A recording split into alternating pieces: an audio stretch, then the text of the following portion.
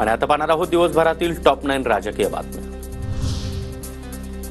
परंड्यामधील लाडकी बहीण योजनेच्या कार्यक्रमाला दोन्ही उपमुख्यमंत्र्यांची गैरहजेरी। फडणवीस मुंबईतील बैठकीत उपस्थित तर नारायण महाराज यांच्या निधनानंतर अजित पवार सांत्वनपर भेटीला।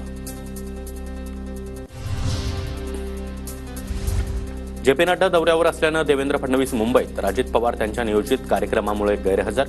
मुख्यमंत्री शिंदे यांच्याकडून स्पष्ट।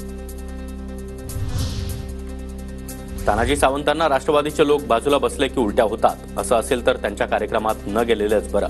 अमोल मिटकरींचा सावंतांना टोला तर अजित पवार परंड्याला न जाण्यामागे वेगळं कारण असल्याची देखील मिटकरींची माहिती। लाडक्या बहिणींसाठी निर्णय घ्यावा लागेल असं मी दोन्ही उपमुख्यमंत्र्यांना सांगितलं। लाडकी बहीण योजना आपणच आणल्याचा मुख्यमंत्री एकनाथ शिंदे यांचा अप्रत्यक्ष दावा। एकनाथ खडसेंसंदर्भात केंद्रीय नेतृत्वाने घेतलेला निर्णय आम्हाला मान्य। गणेशोत्सवानंतर पुढील निर्णय घेणार, फडणवीसांची माहिती। एकनाथ खडसेंचं नाव घेऊन मी देखील खुलासे करणार, गिरीश महाजनांचा इशारा। माझ्या भाजप प्रवेशाला फडणवीस आणि महाजनांचा विरोध असावा, खडसेंचं काही दिवसांपूर्वी वक्तव्य। एकनाथ खडसे यांच्या दिवाळीनंतर भाजप प्रवेश होणार असेल तर फटाके फोडून स्वागत करू।